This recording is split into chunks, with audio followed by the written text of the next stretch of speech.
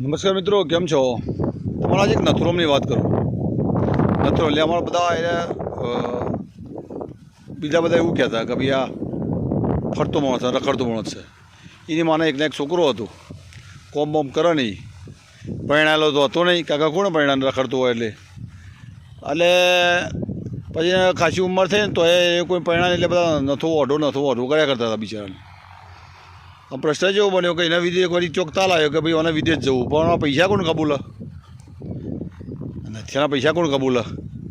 એટલે એનો એક નજીકનો માણસ હતો ને, એને એવું કીધું કે જો નસો પૈસા જતો વિદેશ જતો હોય અને થોડું કમાતો હોય તો એમ કે અમે મદદ કરીએ ને, એમ કે હું પૈસા હું કબૂલું છું. અને નથાભાઈ થોડા પૈસા હતા ત્યાં તો નક્કી થયું ને વિદેશ નથી જતો રહ્યો અમેરિકા જતો રહ્યો. એટલે પેલા ભાઈને પૈસા કબૂલ્યા હતા, અને પૈસા નથાને જે થોડા પૈસા હતા જે 30-40 લાખ રૂપિયા આલ્યા, બીજા પેલા ભાઈને કર્યા કે ભાઈ તું ઘરે મને હાલ દેજે, બરાબર. આમાં જતા જતા 30 લાખ રૂપિયા પાછી રહ્યા.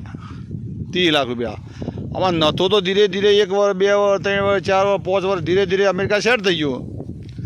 અને નથ્યાને તો અમેરિકા જઈને નથ્યામાં એને નોમ એનું પાડ્યું, જેક્સન નોમ પાડી દીધું, નોમ બદલી નાખ્યું. જે નાથ્યો નથી એવા કરતા હતા તો નથાલાલ થઈ ગયો, તો એને જેક્સન નોમ પાડ્યું. આમ જેક્સન નો આ શીખે વિદેશમાં જે નોમ છે બદલી છે ખબર નહીં પડતી. હવે પેલો ભાઈ ઉઘરાણી કહીને થાજો કે ભાઈ તું પૈસા આપવા દે, હવે મારા 30 લાખ રૂપિયાનું વ્યાજ ચરે છે, મારા તારાથી મને 30 લાખ રૂપિયા આપવાના છે, મારા એનું વ્યાજ ચરે છે ને મારા આ વ્યાજ આલવા માટે વ્યાજમાં પૈસા લાવવા પડે. એટલે પેલો ગવમવાળો જે ભાઈ હતો ને જેને પૈસા એને ચૂકવ્યા હતા એ બરાબરનો બિચારો હલવલો નથ્યો તો પોતાની મોજમાં જ રહે. એ અમેરિકાની લાઈફ એને લાગેલી ને અમેરિકાનો રંગ લાગ્યો, અને વળી આકડા કોક ભૂરીને પરણી જવા સમાચાર પેલાને મળ્યા. આ ભૂરીને પરણ્યો એટલે ભૂરીને બે મોજ ભરાવા મળ્યો, ને એને શું કર્યું બધા કોન્ટેક્ટો ખોઈ નો છે. હવે ફક્ત ઇન્ડિયાની અંદર એની મા હતી, એની મા મરી ગયો એટલે અત્યારે તો ઇન્ડિયાની કોઈ જરૂર જ ના પડી. 15 વર્ષનો ઓણો આવ્યો, 15 વર્ષનો 15 વર્ષ ત્યાં નથ્યો અમેરિકા છે, એ પેલી ભૂરિયાળી ફરે છે, એનો ચોય હતો પતું નહીં. પેલા બિચારા બધા થાચ્યા. હવે 30 લાખનું પેલો ભાઈ વ્યાજ ભરીને થાચ્યો બિચારો. પૈસા કોણ હાલે એને?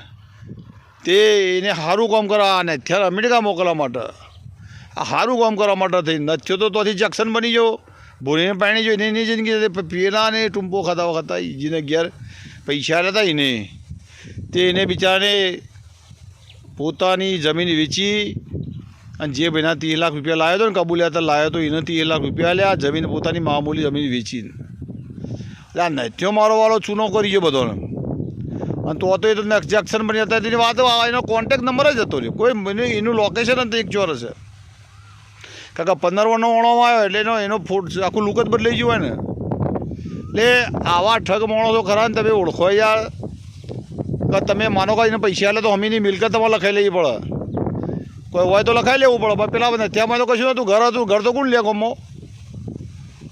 એટલે બધી વસ્તુ જોઈને હેડવી પર આવા વ્યક્તિઓ ખરેખર જે વ્યક્તિએ તમને મદદ કરી હોય ને ભાઈ, જે વ્યક્તિએ તમને તમારો હાથ કોઈ ના ચાલતો એ વખત તમારો હાથ લેવાય ને, તો એ દુનિયામાં ભગવાનથી પણ એ ભગવાનથી મહાન ના કહેવાય, પણ ભગવાન જેટલો તો કહેવાય છે.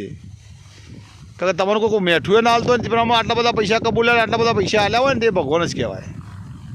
એટલે કોઈનું કરી નાખવામાં મજા નહીં, કોઈને હાલવામાં મજા છે. મિત્રો આ વિશે તમારું શું કહેવું છે? નથ્યા વિશે તમારું શું કહેવું છે? એ નથ્યામાં જેક્સન બન્યો એ પેલા એ માટે શું કહેવું છે? તમારા વિચારો જો કરજો, અને આવું કોઈ છેતરાય નહીં, ધ્યાન રાખજો. જય હિન્દ, જય ભારત.